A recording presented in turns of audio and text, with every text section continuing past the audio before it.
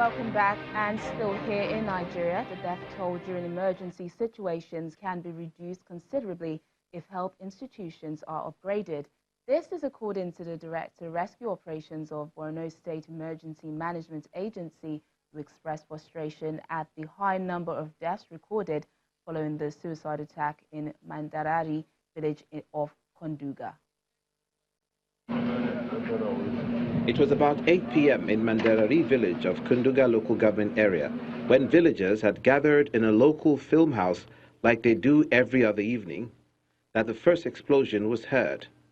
In the ensuing confusion, a second explosion followed, which injured many panicking villagers. 2 girls and a male accomplice had snuck into the village for this mission. The second girl was unable to detonate her suicide vest as the explosion from her accomplice killed her. Around 8 p.m., we were here chatting when we heard a loud sound. While we were still observing and thinking of what to do, some people rushed to the scene and another explosion went off. That is where people got injured and others died. So we helped to evacuate some to hospital and took some home. Even me, I lost my brother. We have buried 29 so far and at least 50 were taken to the hospital. SEMA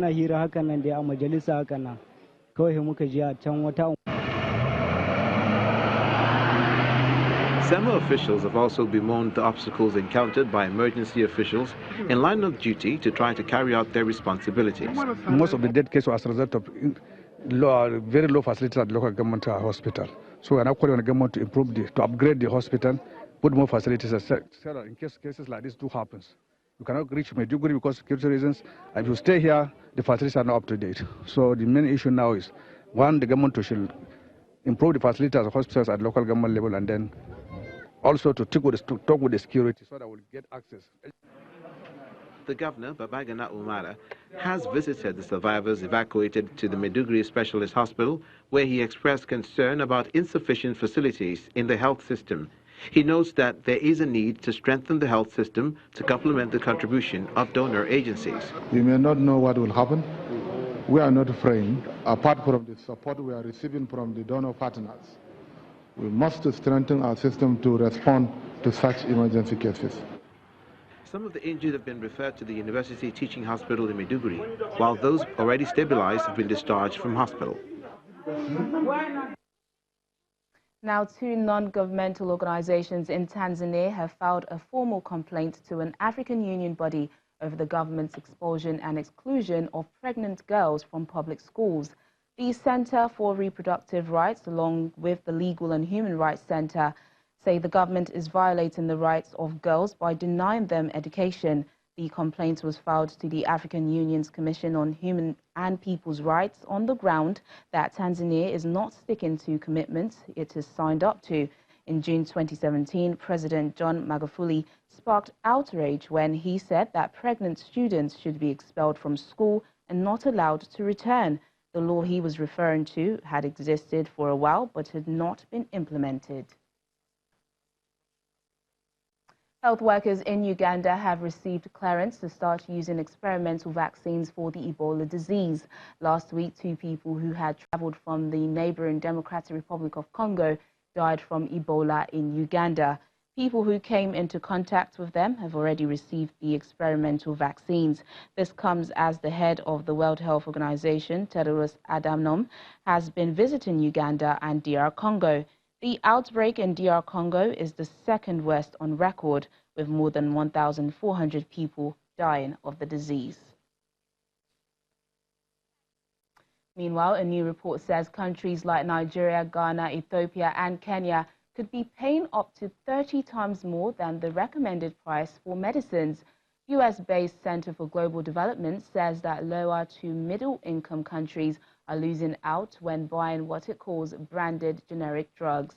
Report author Amanda Glassman adds that one of the problems, is that many countries are buying these branded drugs when it would be cheaper to acquire what she described as unbranded quality-assured drugs. These are guaranteed medicines which do not have an internationally recognized drug company name associated with them. She also says that many countries do not have a coordinated drug purchasing policy, meaning that they are unable to negotiate a lower price. The kinds of medicines affected range from basic painkillers to drugs to treat blood pressure and Herceptin for breast cancer treatment.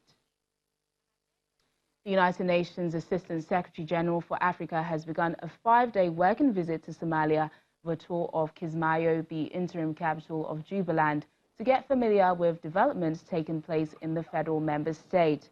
BINTOU KEITA held a closed-door meeting with the second Vice President of Jubaland, Abdul Qadir Haji Mohammed Yusuf, and State Minister Musal Khalif and Ismail Garas. The trip marks her first visit to Somalia since she was appointed Assistant Secretary General at the beginning of the year.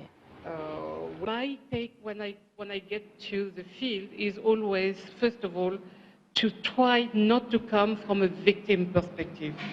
So to see the women in terms of who they are, what they bring at the table, and how the various women are working collaboratively in cooperation in order to advance the things that matters to them in the society where they find themselves. We need to have an article that specifically says minimum 30% should be women. Even if that is concretely written in the Constitution, the implementation will not come easily. So that will be another challenge. We need a huge support from the international community, from our government, and from federal member states, and from every person in Somalia. We discuss the vision around where the country has to be in a medium term, let's say in 5 years' time. And it has a lot to do with the political governance, so the establishment of the federalism, as well as discussions on the economic situation and particularly when to reach the decision point for the debt relief, so the HIPIC. We also discussed the relationship between the United Nations and the federal government, and particularly appreciating that we are on the right way and the right path, and the arrival of the new Special Representative of the Secretary General is going to be one further occasion to build and further the relationship. Now, many school children in the Libyan capital, Tripoli, are unable to go to classes as some schools have been turned into shelters for displaced people. Libya's schools remain in poor condition after years of underfunding caused by war that has raged on since the toppling of Libyan leader Gaddafi in 2011. Now authorities are on a bid to help displaced children catch up on their education. The war in Libya's capital, Tripoli, has had a crushing impact on many school children.